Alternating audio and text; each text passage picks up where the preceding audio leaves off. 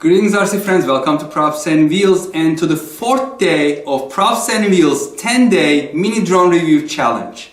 Today I have another Eachine drone. If you watched the first episode, then you already know Eachine is great. It makes great drones, great little airplanes, and that E009 flew great. It was very inexpensive and it performed above my expectations. And now we have the older brother E010.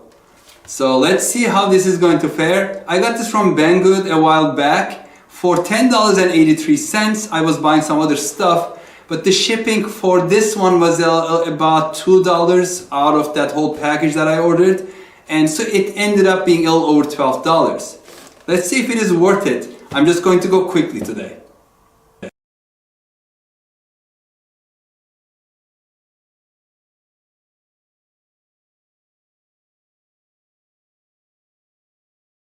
Alright, everything laid out here. We have the drone, nice looking green drone. The battery is over here.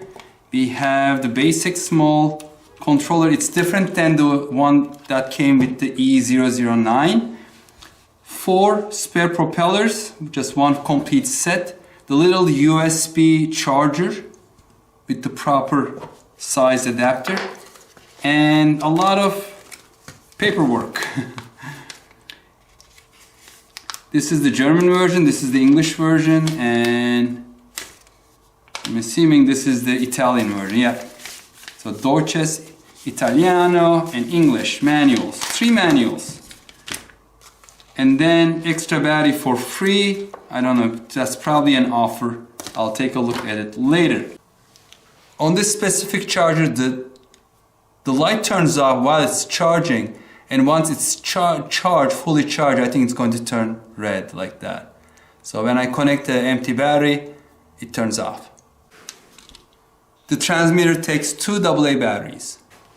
By the way, there are not 3 manuals, but 6 manuals, because this is English, the backside is Chinese.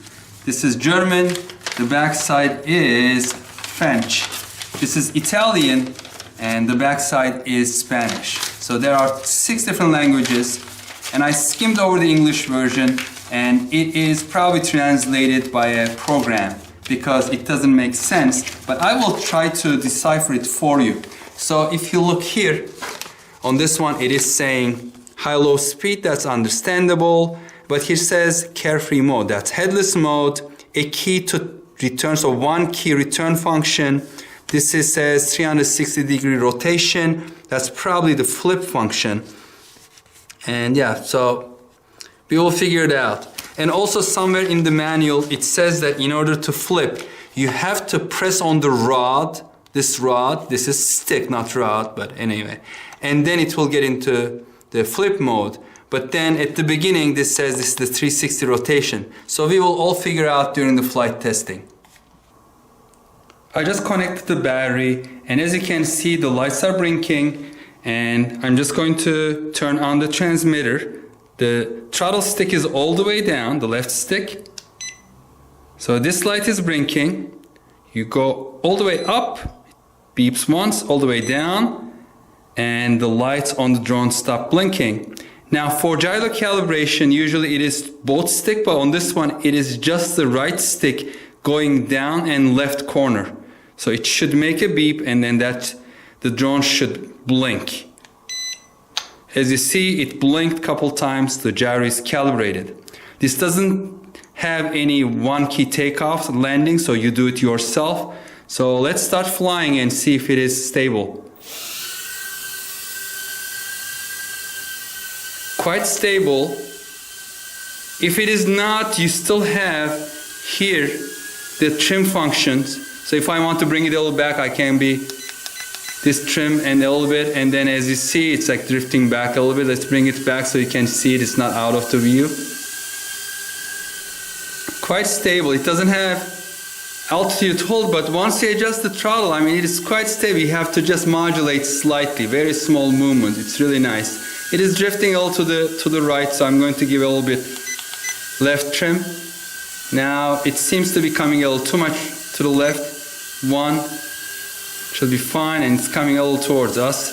So I'm just going to away. So you can just trim it out. And then there also, since we are in an enclosed space, it may be creating its own prop wash and then creating those kind of things. So I think at the center it's fine.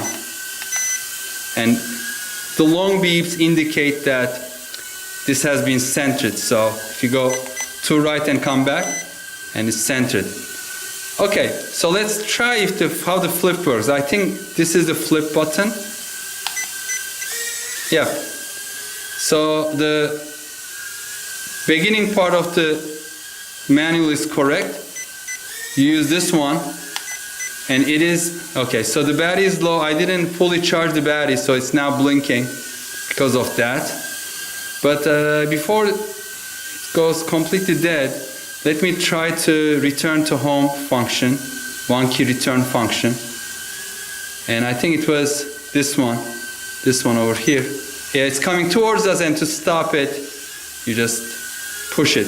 And you just have to make sure that the drone is facing in the direction it took off. Otherwise, if it is facing like sideways a little bit, let me show you like this, and you press that, it's going to go the wrong direction.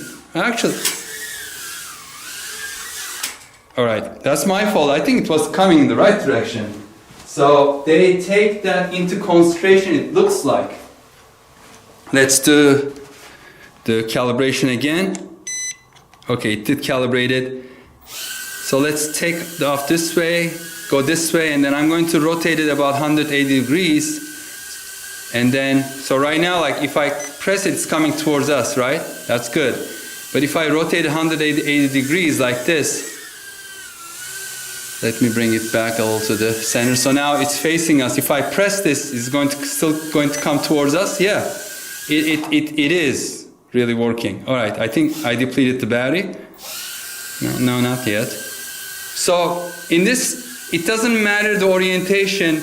Even if it is sideways, you press it, it's coming towards you. That's good. So this is a real return to home. You just have to stop it from moving once it is flying past you. Now the battery is dead. But we can test out the rest outside. So far, it is doing really good. We are outside right on time. The sun set already. We have very little daylight left. It was a long day at work, folks. But the good thing is the wind died down. It was raining before, it's dry now. So, let's test it out outside.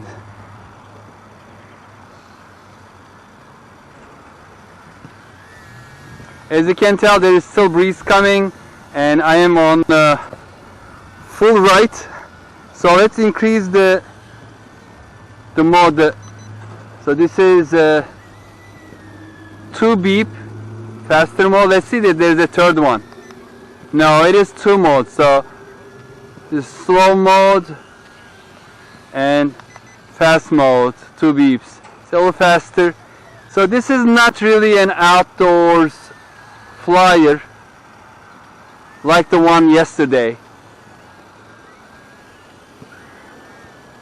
The yesterday's one had 3 settings and it was scooting pretty good in that crazy wind. This is the full speed ahead and full speed back,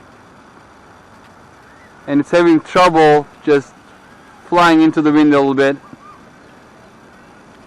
Let's do some flips before we deplete the battery again. That was a little too close because the wind was pushing it. Let's take it, get it all away from us.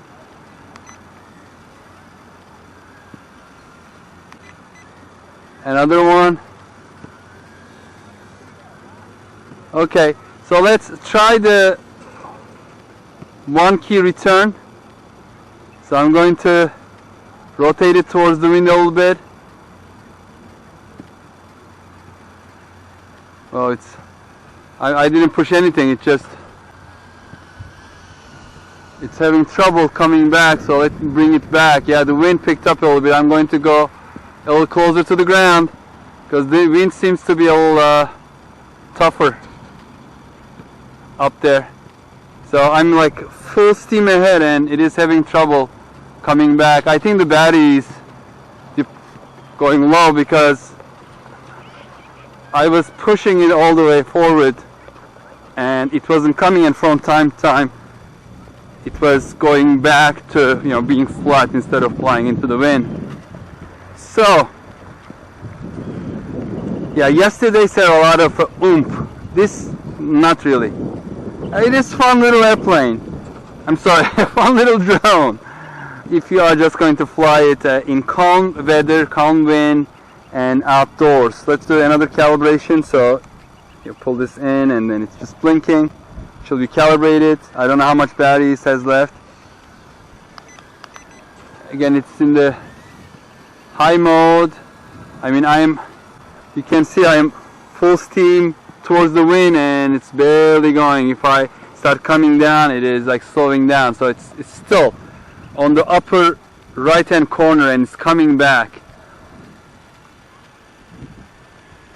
Yep. I wish it had like a third speed mode, but no, this is it. And this is full steam ahead. You can see, and it is still drifting back. I'm going to try to land it now, because yeah, close to the ground it's not a problem. And then, oh yeah, the battery light came on, it's just blinking. Let's okay, this successful landing. Short battery life. Again, in order to get here quickly, I did not charge the battery fully, so it was 85% full according to my battery meter. That may be the reason, but it depletes this little battery pretty quickly. Is it a good drone? Yeah, it is. It's not bad at all. Is it as good as yesterday's? I don't think so. I didn't even get to test one function, that's the headless mode. I don't like it anyway. I'm sure it's working fine. We tested the one key return home. Indoors, it works well. No matter what your orientation, it will come back in the opposite direction that you took off from. So if you take off with the front facing this way, no matter which way it is, when you click return home, it will start flying the opposite direction. But if you are off to the side a little bit, it will fly on your right or left hand side. So it may be able to bring it back if you have panic and then press that button. So this is a good, cost-effective one. Sandrock is a much better one, and I think it was GD65 was the model name. It is more expensive, of course. It is right now showing as $25 on Amazon, but they have 20% discount, so it will bring down to about $20 plus tax, prime shipping. So if you need something that's a little faster, maybe you want to practice racing, get that one. This is great for indoors. We have seen it. It's very stable. It doesn't have altitude hold. That's okay. This could be your second drone after you practice your flying skills on an altitude hold drone. So yes, this is good, and I recommend it if you can find it for about $12 or less, and get it. Well, 4th day is over. 6 more drones waiting to be reviewed. Tomorrow is a new day. It's going to be really hot. A heat wave is coming to New England, but I'll be out inside and then outside to make another review, and hope to see you then. Until then, goodbye.